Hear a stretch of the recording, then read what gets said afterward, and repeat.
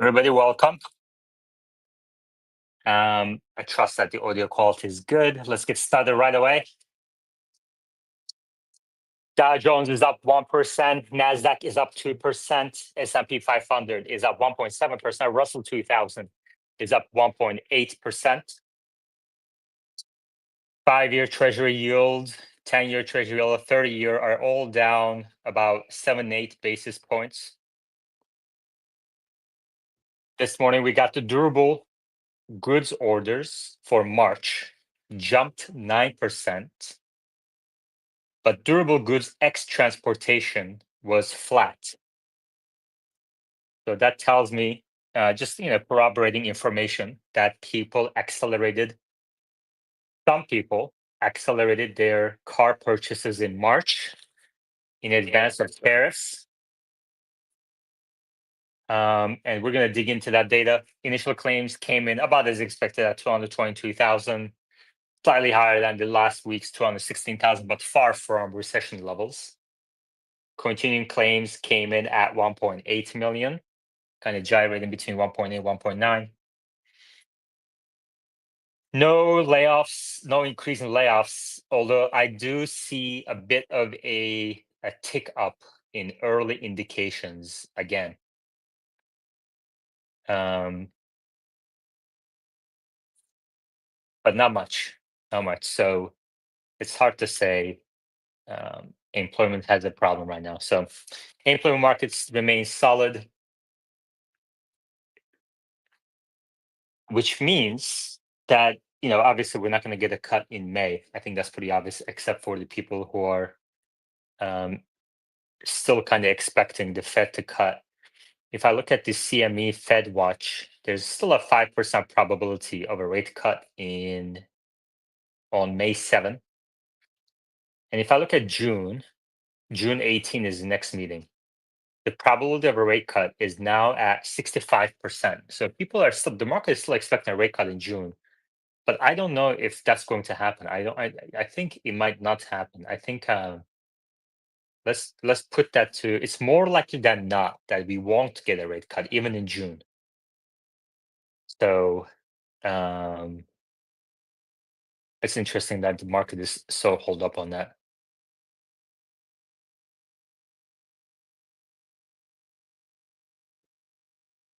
All right, let's read our article today. Get the update.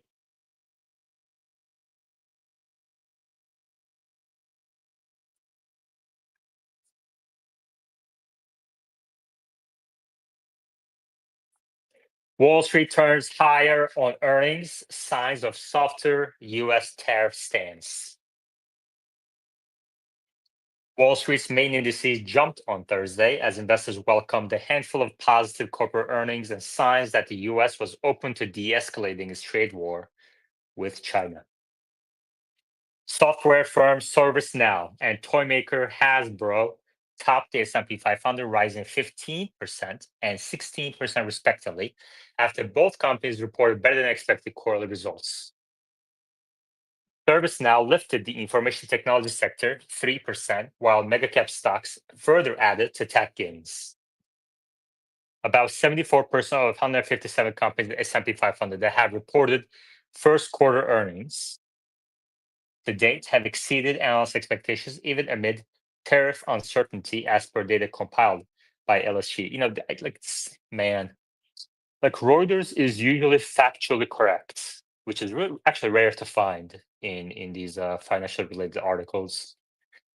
But lately, the last couple of articles I've been reading this week and last week, it's just been a little off. Like, for example, it doesn't. So this sentence, about 74% of 157 companies have reported first quarter earnings today have exceeded analyst expectations, even amid tariff uncertainty. Well, the tariff uncertainty happened in April. The results that have been announced is for Q1. Um, so it doesn't say much. Like, this sentence doesn't even belong in this article. Further, it should also come with another sentence that says usually it's this number instead of 74. So anyway, Markets are also reacting to US Treasury Secretary Bessent's comments that the current levies the world's two largest economies have slapped on each other's goods were unsustainable a day after reports said the White House was considering slashing Beijing tariffs. Recent developments suggest a less aggressive approach to resolving trade disputes, said a CIO of US Global Wealth Management. The market's strong rebound reflects growing confidence that the most adverse outcome can be avoided, though upcoming news flow will likely continue to drive short-term swings. That sentence doesn't say anything. Economic data also helped lift sentiment, with reports showing only a moderate this not a moderate, this an uptick. It's like 3,000. It's nothing. Uh, I'm going to skim through the rest of this. This article is who wrote this article? Lisa Pauline Metacom. Lisa Pauline Metacom is on our no read list now. I have a no read list. I'm starting a no read list. A lame article. Ah,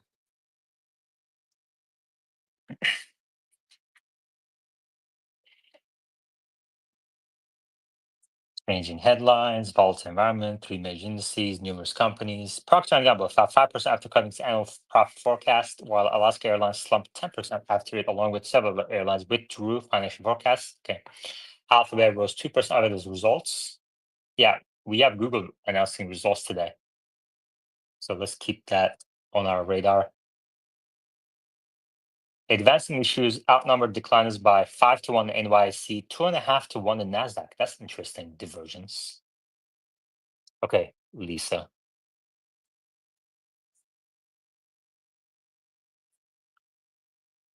Um, yeah, I almost didn't do a space today because there isn't much news. And when there isn't much news, you get shit like this, where people just make up stuff just to fill an article.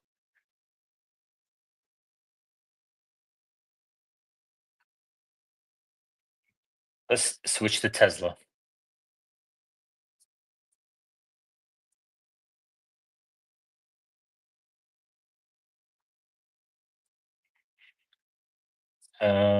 Kia now has access to superchargers. Tesla is pushing FSD. Nothing new.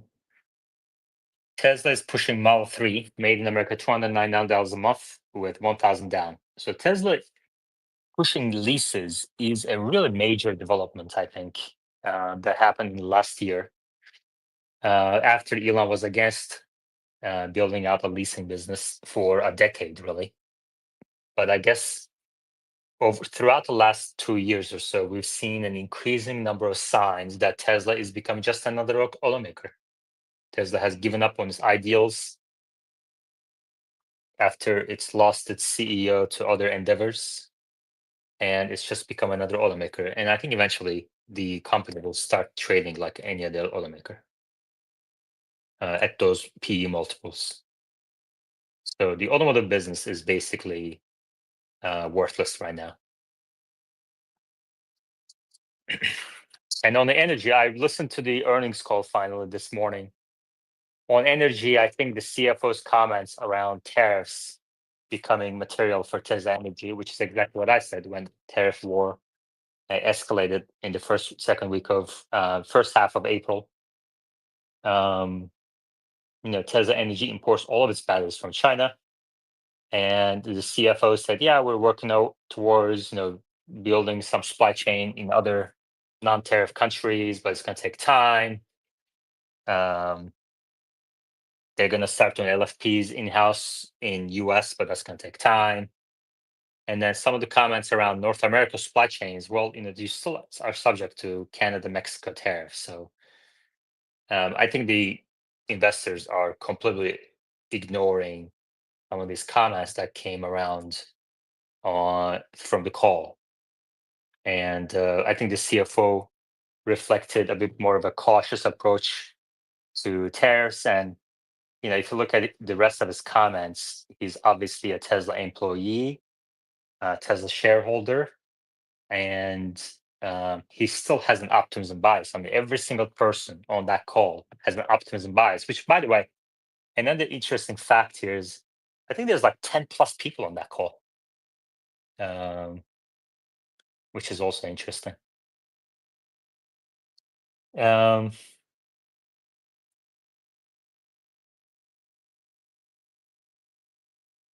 but even with his optimism bias, his comments around Tesla's financials are very cautious, as we would expect, because the financials are in bad shape. So the CFO should be cautious. But the market is ignoring those comments for the last couple of days, which is not very abnormal for Tesla. It's not very abnormal for Tesla. I think the stock can kind of trade around here for a little bit, but it's it's pretty um it's highly likely that the stock will drift down to its intrinsic value of less than $100 per share in the coming months. Um, Everything that came out of the call is supportive of the thesis, the bear thesis, that um, there's a lot of hype. And you know what? Like, don't take my word for it. Let's go to Troy Teslike, who is proven over the last decade to be one of the most accurate when it comes to Tesla analysis. And whether it's production deliveries, where he's unmatched, obviously, I think he might even be better than Tesla's own internal systems. Um, but on top of that, um, even the earnings analysis, he and James Catt have proven to be the top analysts, but also forecasting deliveries for the next year, even forecasting Tesla's product moves. Troy Tesla has proven to be extremely accurate, the most accurate of anyone that I know, and I've been around. So, um, he he summarized it as my summary of Tesla earnings call at the top of our screens, and you can also see this on YouTube. Elon is ramping up the hype as Tesla's fundamentals are deteriorating, which is accurate. I mean, that's exactly what happened on the call. I avoided listening to the call for a couple of days because it's just a waste of time. So I had to prioritize other things. But this morning I had some extra time, so I listened to it in detail. And time and time again, at line after line, Elon is just either super detached from the company to the point that he just doesn't. But I think it's more around. I think there's some intent here to um, distort reality. And of course, many CEOs do this, but with him, it's to another level. And it's very unfortunate because this guy used to be, you know, he was very highly regarded by hundreds of millions of people, if not more than a billion people, and he's falling off very quickly at a very rapid pace, and he's kind of doubling down on these false statements, which is only going to lead to a worsening of his perception in the world. So that's very unfortunate. But Troy's summary I think is 100% accurate. Elon's wrapping up to hype as Tesla fundamentals are deteriorating, and I don't think that bodes well for the company. And I don't expect the board to do anything, obviously, but the company is going to go down, um, and it's at a very high risk of becoming the next Rivian. So when people predict a Rivian will be the next Tesla, unfortunately, Tesla is becoming the next Rivian as it continues to go down this path.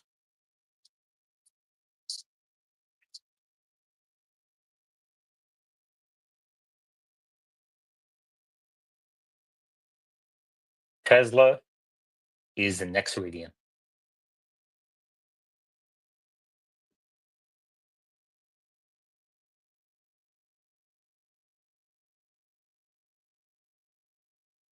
Um, any questions, comments, please request to speak.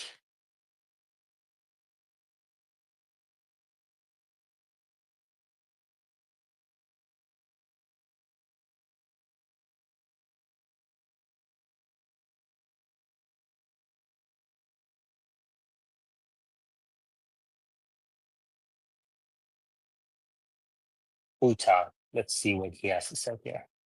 Uta, go ahead. Hey, yeah, man. Yeah, so I just read a some post from Tesla Bowl, and they said they read the 10K, and from there they find that the margin of energy megapack is like 30% for for the Q1. So, what do you think about that? Yeah, I mean, I think that's what we learned on when the financials are released. So that's not new information per 10Q. But those margins will decline, obviously. Just like when Tesla automotive margins were higher at around 30% about a decade ago. And over time, they've declined to 25%. And now they're kind of flirting with negative margins. And as competition ramped up, I think competition is coming even sooner now for Tesla Energy than it did for Tesla Automotive. So that's not going to change. I mean, it's going to decline over time at a very rapid pace, then way faster than people realize, I think.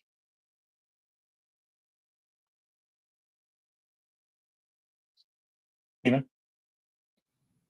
Hey, good afternoon, Yaman. Two questions. First one is, how are they able to report crypto gains on some earning statements and then just completely leave it out on others? Is that normal?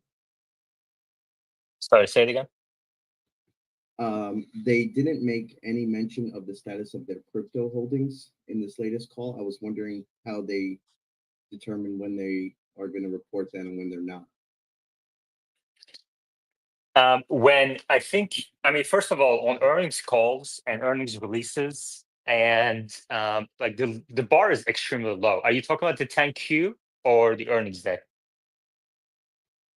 I'm basically just as an investor trying to find out the status of their crypto holdings and whether or not they've sold any or purchased more, but it's not on anything they released. I can't find any information. Well, if they haven't sold it, they probably, I mean, if they haven't reported it, they probably didn't sell it. Because if they do, that would be a material event. So they would have to announce it. What is the approximate value of the crypto holdings? Do you know? I don't. I think if I'm not mistaken, it's more than a billion if they sell it. So if anything more than a billion, they have to report it. At least in the SEC filings, I think that would be. I mean, that don't hold me to that number. The threshold for materiality is determined by the auditors, and then the management can, report whatever they want on top of that. But technically speaking, the amount of things that companies have to report are extremely low. It's just that most companies choose to report more than that for investors. Like, for example, if a company came about and said, "Man, Kevin Melnick is requesting to speak. What a nerve with this guy. Crazy. Um, get the fuck out of space, moron." Um, the the companies just choose to report things, you know.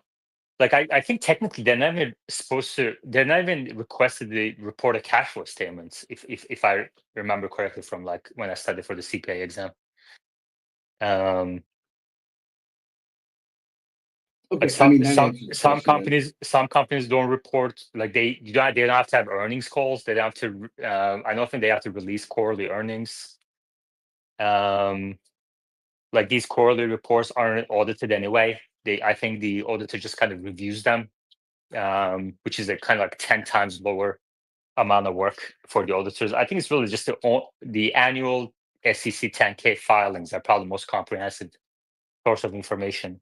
And then the 10Qs have some information, but they don't have to really because they're not audited, like I said. So, Okay, and then my sorry. and then on top of that, Bitcoin is not their business. Like it's one thing if MicroStrategy doesn't report the changes in Bitcoin, but obviously the guy tweets every single day about it. It's another thing if Tesla doesn't, because it's just a very small part of their value, really. So I'm not that surprised they didn't say, but I'm guessing they didn't change anything. The question is, why does it and then the matter to second you? question- I mean, I saw a lot of people asking about it on trying to find out what's going on with it, and so I figured I'd ask you because I know you're a finance guy. My second question isn't so much finance, but it's more about San Francisco taxi operation related. Just wondering how they're able to claim that they're doing these rides in San Francisco, and San Francisco is under the medallion system. So if anything, they're doing ride shares in San Francisco. I mean, are you tracking on that, sir? I mean, this guy went into social security system of hundreds of millions of people. You think that he's not going to circumvent a few local regulations? Good point. Okay, thank you. Anuj, Hey, Yaman. So I recently read an article about BYD that they released a battery that can charge 100% in 5 minutes. Is there any news for Tesla? Does that mean Tesla is behind battery tech, uh, or or Tesla is still a leader? What are your thoughts about that? um, so the important thing is not really who's in front of or who's behind on battery technology. The important piece of information is Tesla depends on its competition for its batteries. So both BYD and CATL are competitors of Tesla. So you know how people are like Ford should license FSD from Tesla, or Ford should use superchargers of Tesla for its EV business. That is not a good sign for Ford or other legacy automakers when you have to depend on your competitor for a piece of your business. And batteries are not just any piece of the supply chain, they're the most important piece that goes into electric vehicle. So for that, Tesla depends on its competitors, BYD and CATL. So that I think that fact warrants a very material flashing of valuation multiples. Like like imagine today Tesla as it is today, dependent on BYD and CATL, and then imagine another Tesla, everything the same, except that they had been able to ramp 4680 production as they promised in the 2020 Battery Day event. 200, I think 100 gigawatt hours by 2022. If the second Tesla is like 10 times more valuable than the first Tesla, and they couldn't do that, and then they had to fire Drew Berglina.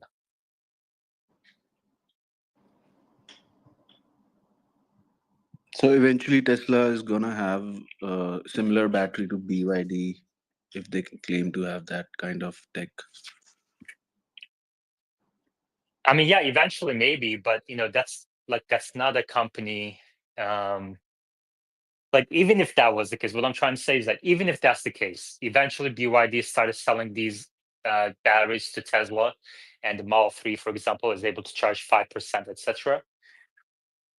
That's not a good outcome for Tesla investors because the value is still at BYD as a battery producer.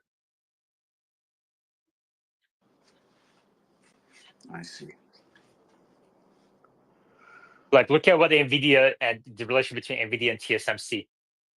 The reason why Warren Buffett invests in TSMC, not NVIDIA, is because TSMC is able to increase its prices to NVIDIA, which they did recently. NVIDIA is nothing without TSMC. TSMC is still a valuable business without NVIDIA. And that's true for the relation between CATL and Tesla and BYD and Tesla. If CATL and BYD pull the plug on Tesla tomorrow, the stock would drop 90%. It might be a bigger risk than Elon getting hit by a bus. Oh, I hope that doesn't happen.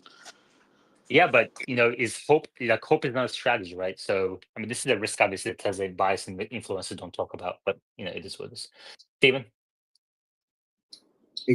So I just posted a screenshot in the chat. I was wondering if you could just tell me, sir, is digital assets in the screen in the it's from their shareholder deck. but is Yeah, digital assets yeah, cryptocurrency or yeah. I think what so. is? Okay. So you're looking at the digital assets loss gain at 129 million negative, right? So you know that they mark to market now, right? All companies are required to mark to market their digital assets or Bitcoin prices. So as Bitcoin trades, from January 1st to March 31st, it changes in value. So if on March 31st the price of Bitcoin was lower than the end of the last quarter, December 31st, then they have to report that $129 million net loss, right? And they talked about this. The CFO talked about this on the earnings call. It's going to be volatile, but again, it is not a integral piece of the business, so it doesn't really matter. Steven? So is when so for legal terms, is digital assets only Bitcoin, or is it any cryptocurrency, or is it like very specific in what it is and what it isn't when they list digital assets? It can be anything. It doesn't have to be just Bitcoin, but Okay, you can probably. I mean, it's probably just Bitcoin though for Tesla. But you can, if there's a change, you can probably see it in the 10Q or 10K or whatever. If there's a change, thank you. like if Tesla buys some sort of a Trump coin tomorrow for like $10 million, they don't have to report that. You know what I mean? It's just $10 million. Like who cares? Anything less than a billion for a company like Tesla is immaterial as far as I'm concerned.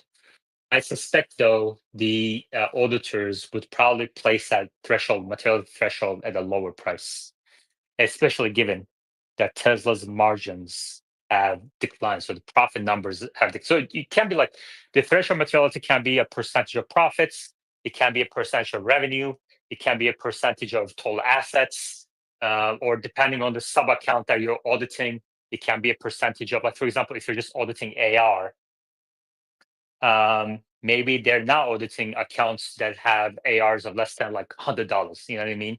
Maybe they're kind of doing samples from accounts that have an outstanding AR of like $10,000. I don't know, but so it changes.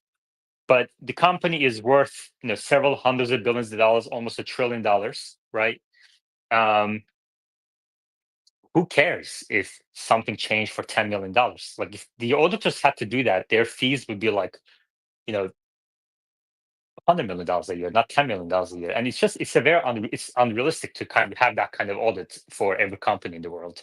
So they just audit what's material to investors. So in my mind, I like a reasonable average investor, not like you know, anyway. In my mind, anything less than a billion is not material for Tesla. Okay, go ahead.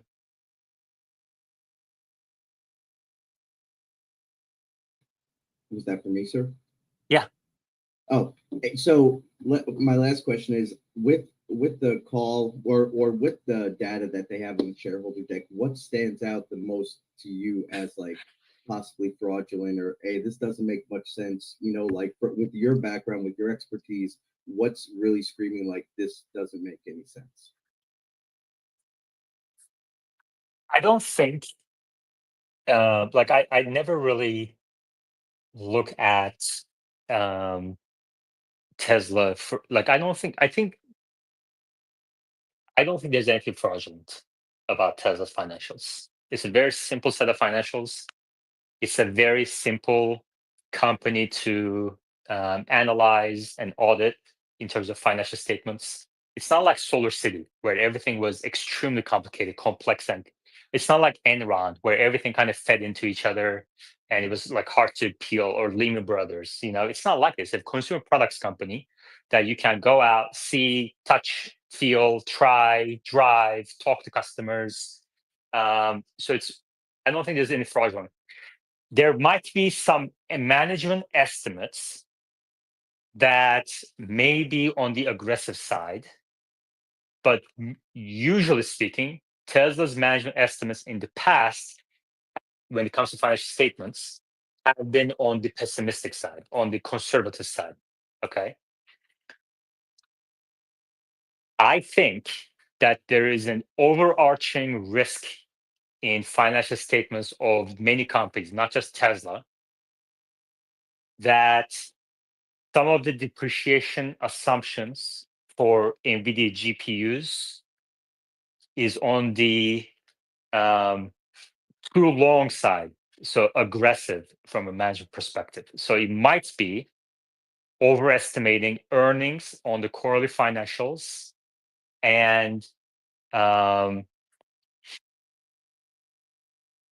underestimating depreciation on the quarterly financials and underestimating the accumulated depreciation on the balance sheet, and therefore overestimating the market value of those GPUs on the asset side of balance sheets. I think that's a risk for many companies that are buying NVIDIA that have bought Hopper GPUs in the past.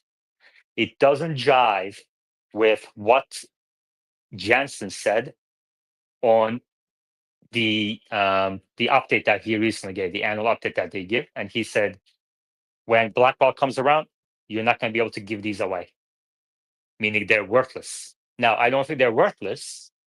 Okay, I think you can still run training models on Hopper GPUs, and I think many companies still do, or inference. But I also don't think they should be depreciated using straight line depreciation method, which I think many companies are doing. And others have highlighted this problem as well. It's just not very widely known. So there's a risk to future earnings for Tesla and many other companies that have bought these GPUs in the billions of dollars range or more. When the depreciation possibly proves that it should have been more. So they may write off some of these assets in the future.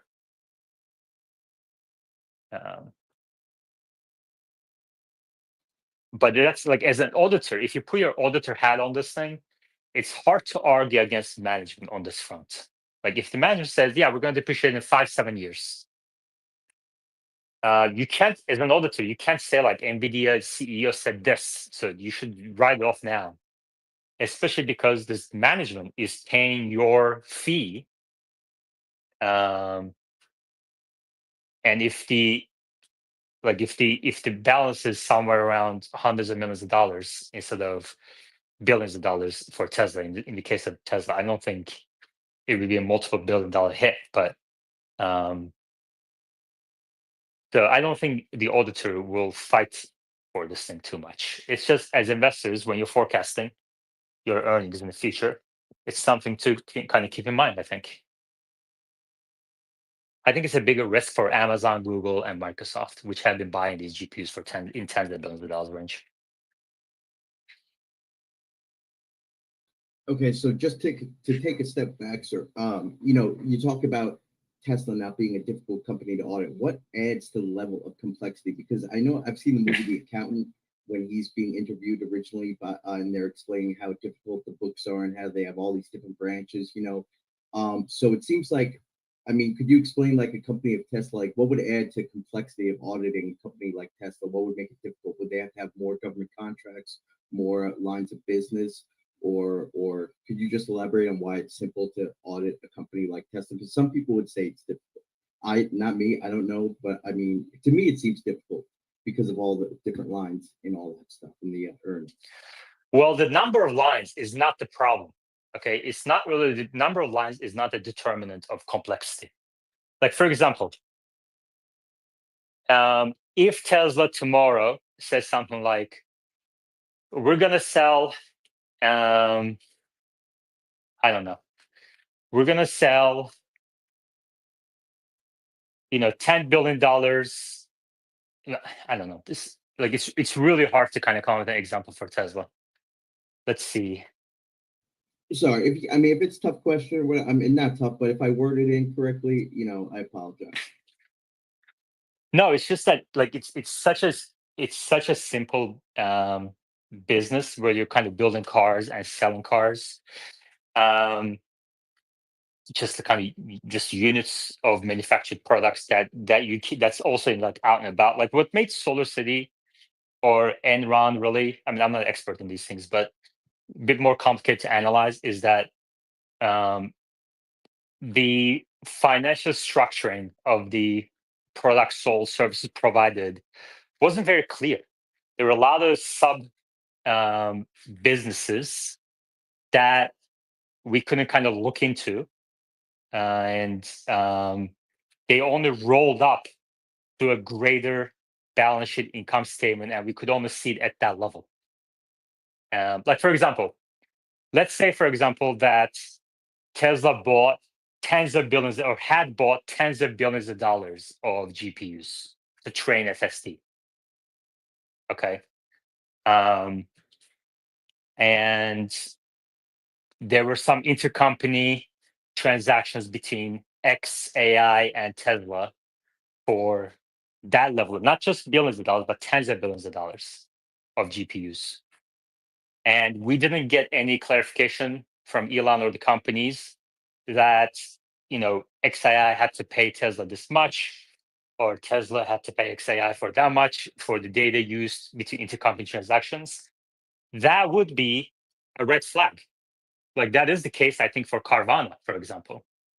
There's a company that there's kind of like a sister company that provides Carvana with um, some services, and we can't really see the sister company because it's a private company. So that would be it, but that's not the case today, right? So that's not the case today. I think there have been some transactions between Elon's companies, but they're very, very small amounts that it doesn't pass the threshold of materiality.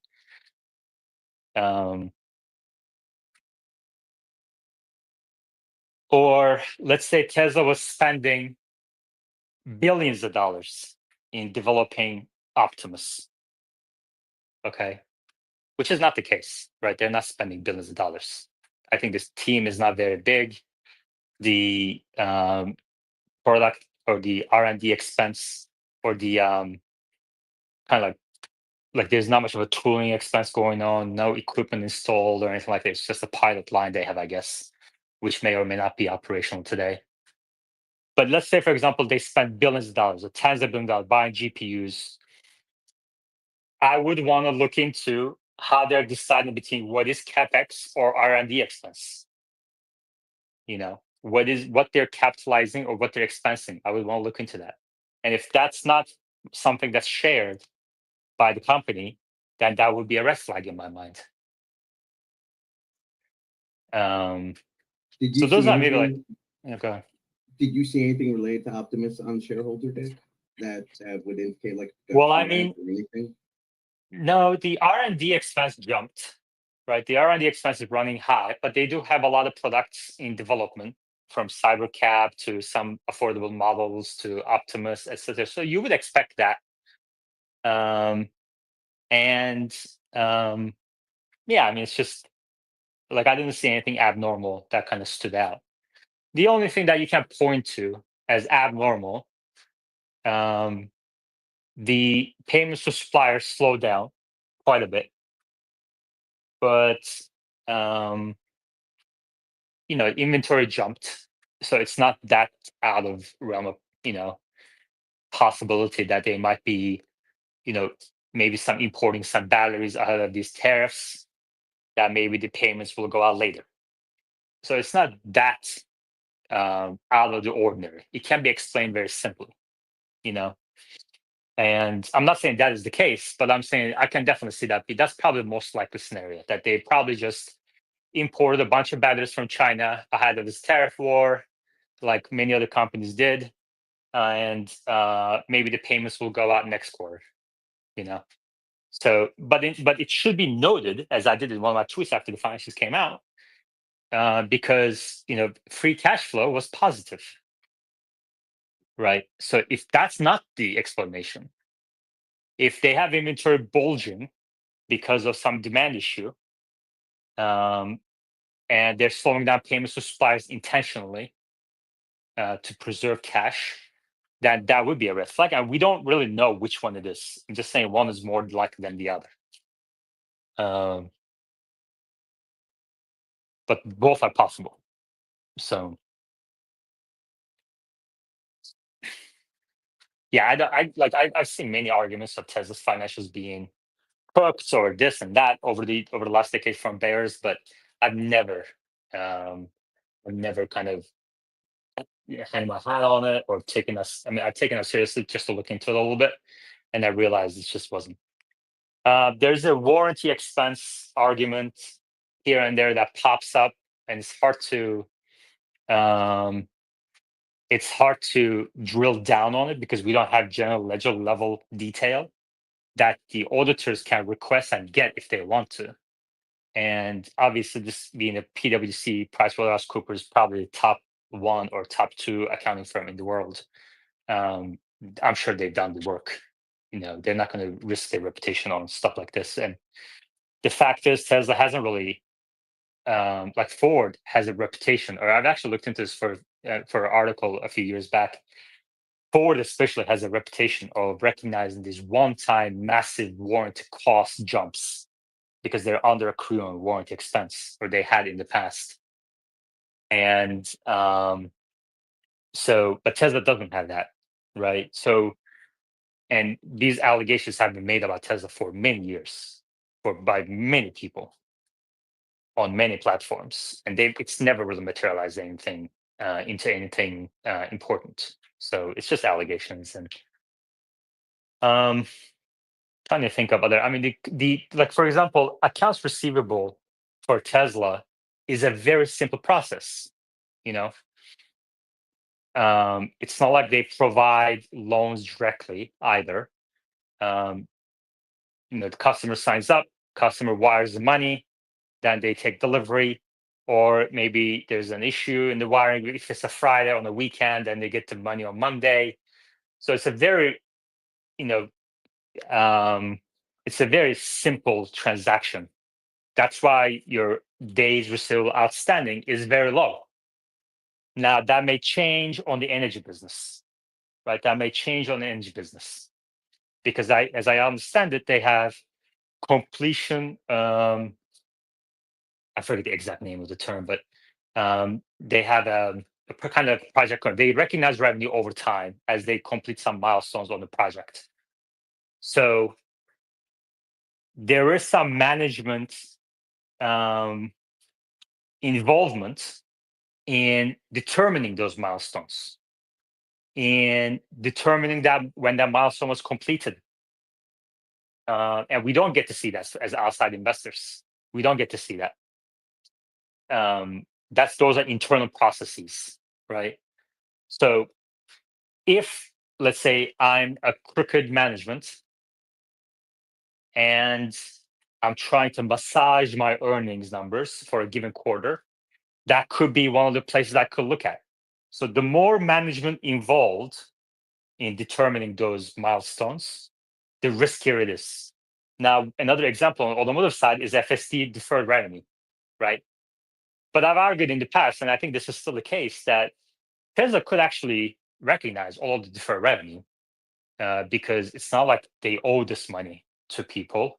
Like if somebody bought FSD, if Tesla fails to ship it next year or 5 years or 10 years, it's not like they have to refund the money. And I think that alone says they can recognize, but they've chosen to recognize it over time as they roll out functionality in different geographies. So they've already taken a very conservative approach to this. And so when you kind of think about this collectively, when you take a step back and think about this collectively, when you've seen Tesla management be taking the conservative route in management estimates in the past, it gives you confidence that they will continue to do that in the future, unless if there's a management change. And I can see Elon being something like, we're taking a lot of risk on the business side, so I'm going to be conservative on the financial side. So I'm not concerned that Tesla's financials don't represent the true state of the business. Go ahead, Stephen. It was just about the deferred revenue for the FSD. How do you calculate that, sir, when the price point of the product changes over time as well? Like, is that common for deferred? Like, that's where I lose. That's where I get lost. It's like I understand deferred revenue, but I don't understand how it's calculated when the price point is changing. I'm not exactly sure what you're asking here. Well, so deferred revenue is so they sell FSD to a customer, right, for 15,000, right? So deferred revenues, okay, we're going to recognize that once, whenever. So they have that $15,000 gain that they could declare whenever. But if they're waiting to declare that, then all of a sudden, oh wait, never mind. I just answered my own question. I'm sorry. Okay, it's Because okay. what I was wondering was like now that the price is like 7 grand, would that change the deferred revenue? But the customer already paid that money, Right, so it's a little right. okay. Also, Sorry. like in the last couple of years, nobody's really buying FSD. If people want to use FSD, they're usually subscribing. Like I would guess that this is probably like 90% of the people subscribe to FSD, and we haven't really seen many subscriptions, many new subscriptions, many new purchases. You can't tell that from the cumulative FSD miles driven graph in the investor relations up in the investor update.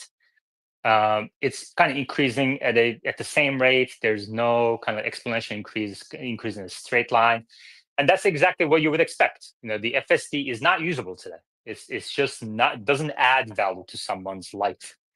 Um, in fact, you can make the argument that it makes the driving experience worse because now you have to like worry about every single detail instead of kind of chilling out with one hand on the wheel, as most people do.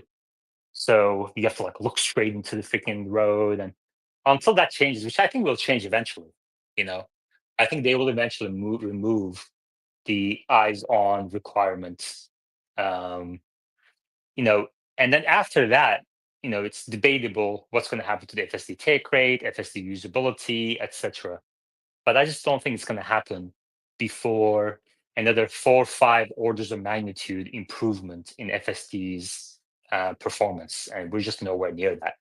And I know that because of FSD Tracker. You can only go a couple hundred miles without a critical disengagement.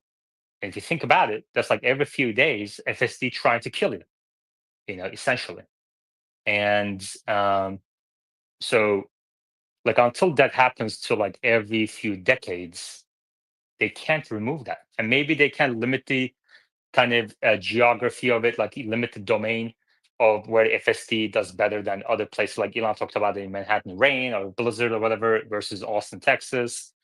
Yeah, I mean they can do what they did in the robotaxi event where they collect a lot more data for like a certain route. But how valuable that is to the customer? It's not valuable. It's not going to be material. He said we're going to have millions of robotaxis by the second half of next year. It's just not going to happen. They need tens of billions of dollars of GPUs, um, training FSD, if not close to $100 billion and that's just the one aspect. You still need the data, you still need the validation with each update. So it's going to take many years to get to that level, even if you kind of just want to focus on one state or two states or whatever. And so I just don't see robotaxis or Optimus as being any sort of material part of the business. Not next year, let alone the next 5 years, or let alone next year, as he says. So if you kind of like dig through his kind of word like choice, um, he talks about how it's difficult to kind of forecast these things because of S curve and all that stuff. Like these are very methodical approaches to saying things that he can later claim, well, I wasn't being certain. I wasn't being specific. And if you're not being specific, then you can use this corporate puffery argument that, allows to get away with anything, or really any CEO. So you have to be really just cautious. I think Elon just abuses that to a much greater extent than other CEOs, but it is what it is. You kind of don't hate to play, hate the game, I guess. Manuel? Yes, hi, yeah, man. Uh, so this is, I think I used to listen a lot to your show. That's my first time raising my hand. There's less people. I'm trying to. So yeah, so basically, I think I haven't followed that much lately, but I was trying to understand because from my perspective, you used to be a bull for Tesla. Basically, that's how I started listening to you. But lately, when I listen, I see that there's a total 100% turnaround, and I'm trying to see to understand what motivates that and what happened because I missed it, and because I still see the company the same. So I'm trying to see if you could educate me on that. Well, we were supposed to get 1 million robotaxis in 2020. We were supposed to get 100 gigawatt hours of in-house battery production in 2022. We were supposed to get volume production of Cybertrucks in 2023. And I think these are material, all of what I said are material aspects of the business. And none of that happened. Not only they didn't happen, they still haven't happened in 2025. So and I think it's okay for people to be optimistic and make mistakes, etc., as long as they face up to it, they accept it, they apologize to investors instead of doubling down on this absurdity. And so, to me, sincerity is very important, and I've just lost, confidence in management. That's probably the most important thing here. Yeah, I think that's a way. That's really the way I was kind of listening to you. That's what I understood.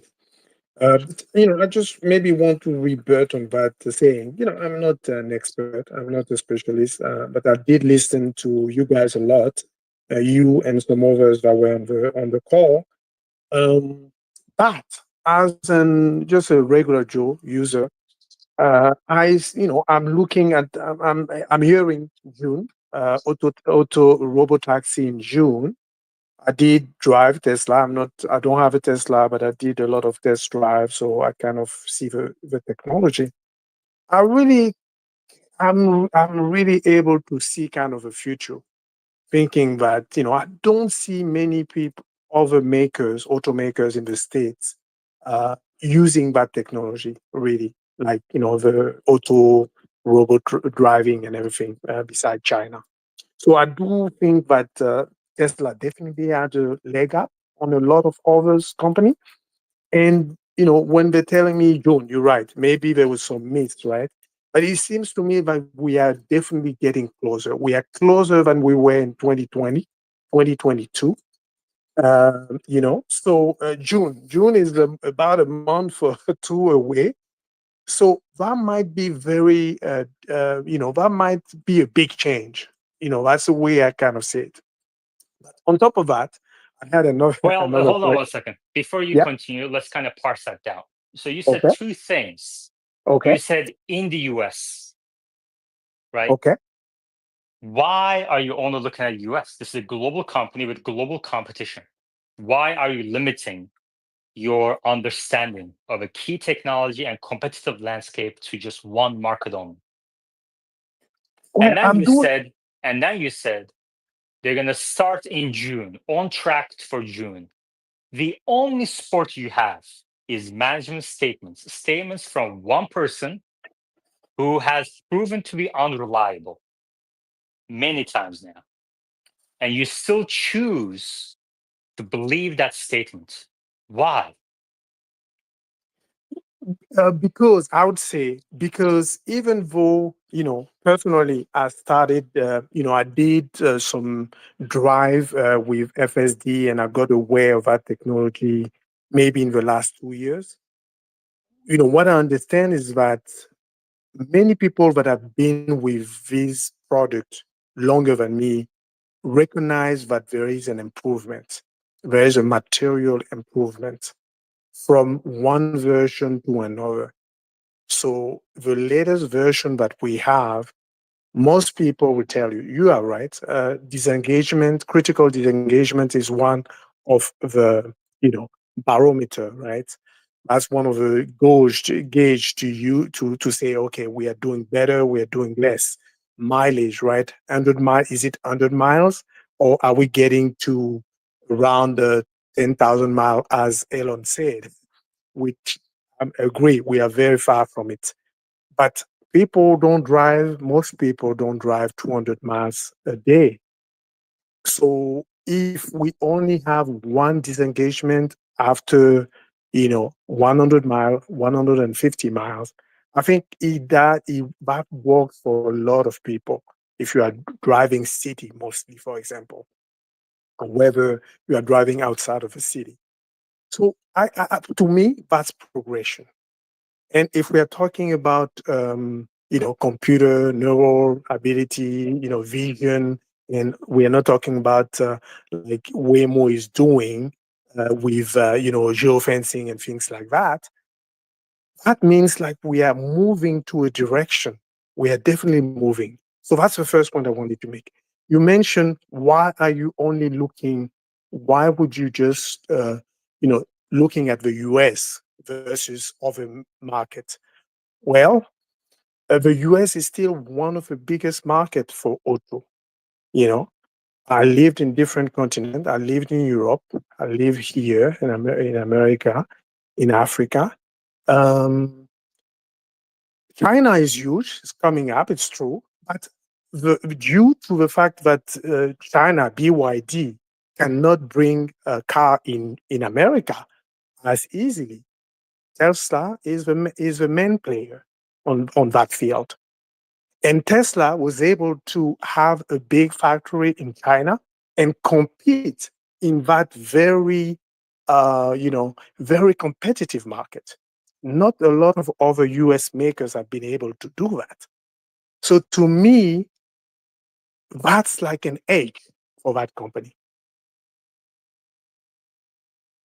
Okay. Yeah, I mean, I see it differently.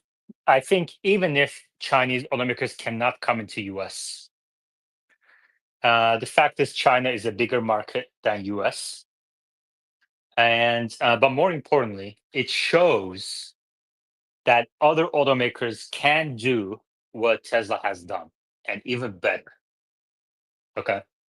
This idea that Elon pushes on earnings calls, that it is very hard to predict a production ramp of a complex product, that it is very difficult, it's production hell, etc. I think is more about Tesla's own incapability and weaknesses than it being a physical reality, especially in the face of proof from other automakers ramping their production multiple times faster. Now, you can't believe this thing when there is no proof. It would still be based on bias, as I did, and that was a mistake I made. But if you choose to believe what he's saying, despite evidence otherwise, then you're just, I mean, I don't know, I don't have a word for that. I don't have a word for that, but obviously you're free to believe whatever you want. But the reality is Chinese automakers have done what Tesla's doing much better, to the level that Tesla now depends on them. And I don't think this is going to be different for FSD either. So Elon on the call also said something like, um, Tesla has a very good, I mean, I don't want to misconstrue the words, but it was to something to the effect of Tesla has a very good AI hardware and software team.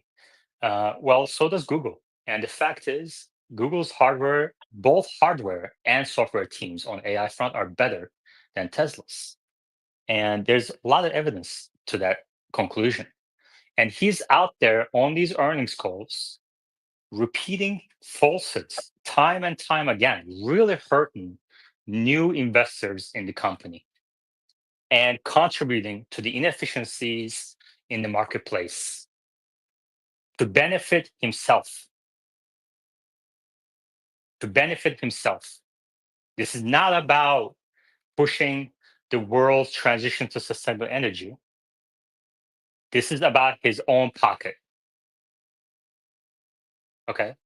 BYD has done more to move the world to a sustainable energy than Tesla has. This is a fact. Other how so?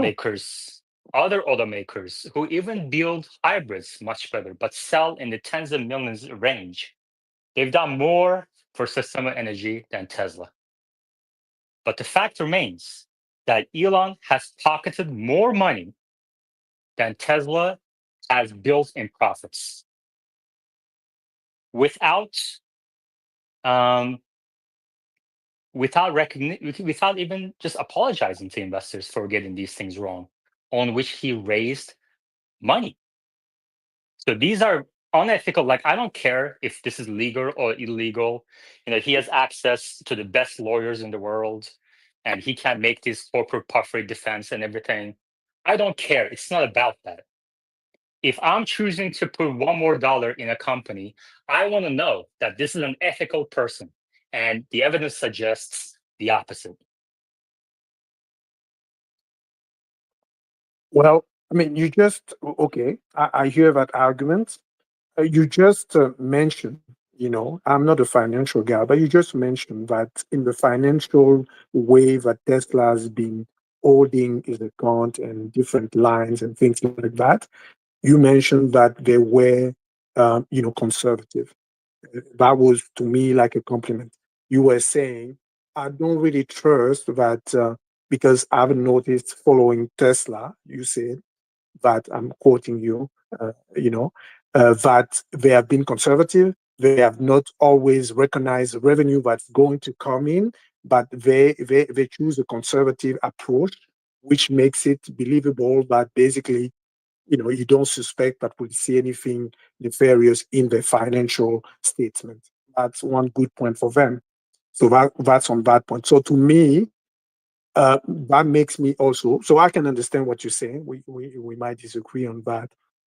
But I want to push it even further. I think when we go, you know, Elon to me is a genius because I see this guy working with cars, competing with Chinese companies, being competitive in China.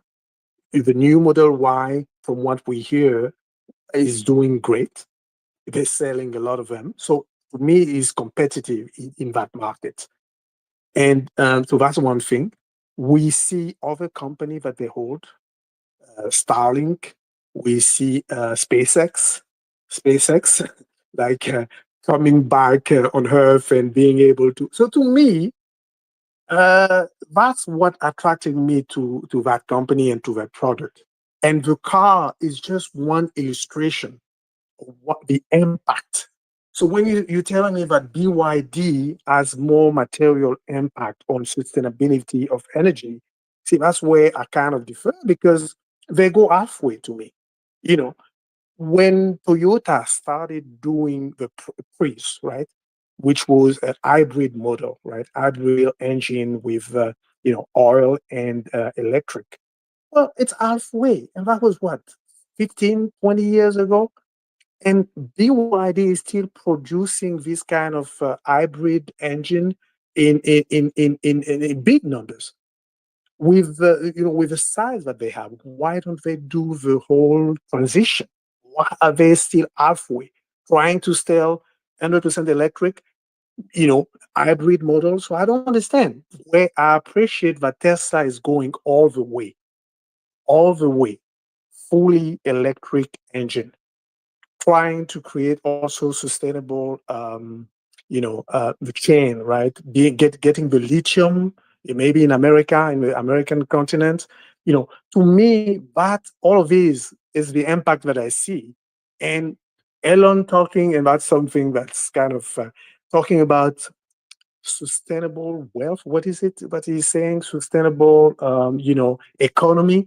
So I wanted to have what you think of. I know you don't really believe in a lot of things that they're saying, but to me, what he's saying is that the impact of all this new technology, AI and all of that, is going to create like almost like a new society where wealth is, it's not even an item anymore. So I don't know. I wanted to have your take on that. I mean, I think that AI is going to be very important technology in the future. Just like I also agree with you. I think the future is going to be electric, but it's going to take a lot more years than he says, and I think Tesla will play a much smaller role than he says. So, to the extent that people are investing their monies on what he's saying into Tesla, I think they're making a big mistake. And I think he should be more responsible with his statements. But I've passed expecting that, obviously. I think there is some intent here to mislead investors, unfortunately. And he continues to do that. I mean, like I said, don't take my word for it. Troy Teslike has been by far the most accurate when it comes to production, deliveries forecast, product predictions in the last decade plus. The guy has built a excellent reputation, has an excellent track record. Okay, and his take on the company earnings announcement 2 days ago is exactly like mine. Elon is ramping up the hype as Tesla's fundamentals are deteriorating. He's telling his employees not to sell stock. I think that is insane. That's so irresponsible. You know. Now, on the other hand, there are other people you can look at too. Green the Only, for example. Green the Only has been by far the most accurate when it comes to FSD forecasts. Go look at his posts. Don't take my word for it. Go look at Troy's first. Have you signed up to Troy's Patreon? No, I have not. Well, I think that there's something to be said about paying $5 a month to somebody who's putting so much work and at least seeing how is he so accurate. And the guy lays it out immensely. It's probably one of the most undervalued services, if not the most undervalued service in the Tesla community. I think it is the most undervalued service in Tesla community, and one of the most undervalued services I've ever seen in my life. Is $5 now? I think it's about to $7 a month. Is by far the most undervalued service, and you haven't even done that. You And know, I and you use and so like I honestly should be saying to you that I can't talk to you. I can't invest time into talking to you unless you do that step at least. I mean, it's a cup of coffee per month. I used to listen a lot to when you had Gordon. I Mhm, forgot his last name, right? mhm. That back and forth, right, between Gordon and I think I forgot some of the other names. It helped me because I could see somebody that was totally 100% against, I was not a believer, and I could see somebody like, I don't know, Meta or some of these other guys that were pretty much all in. And it's an informed discussion, and I kind of like that. But at a certain point, it shouldn't be about, I won't say use the word personal vendetta or maybe like just like, it's not ideological. Really, we have to be still based on in facts. And we have to be, like it's a cursor, right? It's a cursor, whether it's bending right or left. So when it becomes just like, you know, I, I wouldn't say personal feeling because that's what I felt. You listen to Gordon, everything is negative. Nothing is ever right. Well, me, I'm a stockholder. I look at Tesla. I've seen you guys saying things, even though the numbers didn't come where it was supposed to come. Well, the next day the stock is up.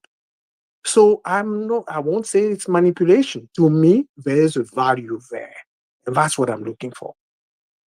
I've started invested in Tesla maybe like just by a game. I didn't even know what they did maybe 5 years ago or more, a little more. It was like just a random little stock, and that's the one that started giving value, and that's how I started looking out and trying to understand what do they do. Okay, they have cars. Okay, so now they have this and that.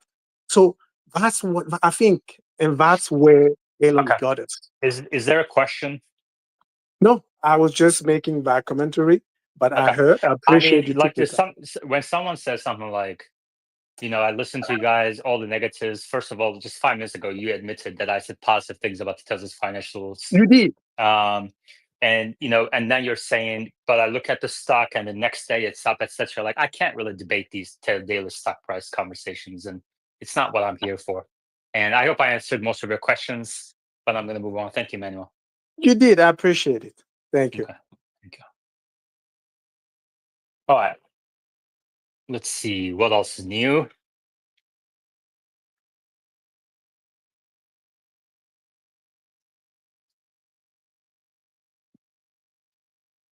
Trump administration just announced its first policy moves to remove regulatory barriers facing autonomous vehicles. the NHTSA will now allow domestically produced AVs to qualify for exemptions to U.S. auto safety standards previously offered only to imports, the agency said today.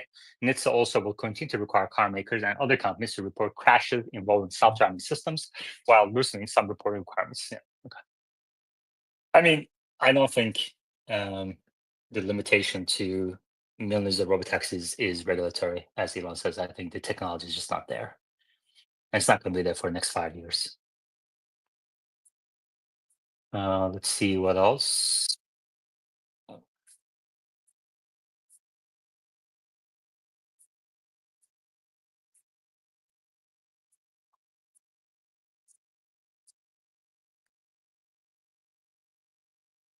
Version, I mean, the person that was just on the board also mentioned that, pointed to Starlink, but Starlink is not part of Tesla.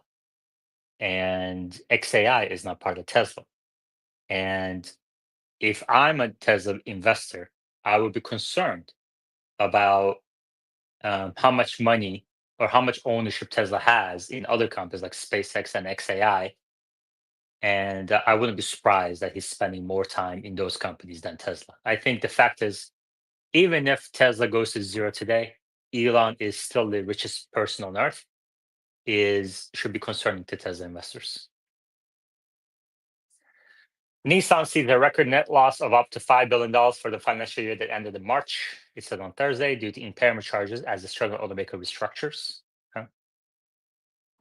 VW will supply thousands of electric vans in a collaboration agreement with Uber as the partners seek to offer rise and full autonomous vehicles in the US over the next decade. Okay. Trump is planning to exempt some car makers from tariffs. The move would exempt car parts from tariffs that Trump is imposing. I guess that's possible, but the CFO said that the effect on cost should be about a couple $1,000s, and Tesla's automotive margin is already in low double digits, so that would be enough to put the gross margin into negative, like I predicted before. And Manuel also mentioned that Tesla's competing with its new Model Y in China, but the fact is they're already offering 0% interest rates in China for the new Model Y, even after a couple months of production. So that doesn't seem like a position of strength to me. All right, that's it. Thank you very much, everybody. And I will chat with you all next time. Take care.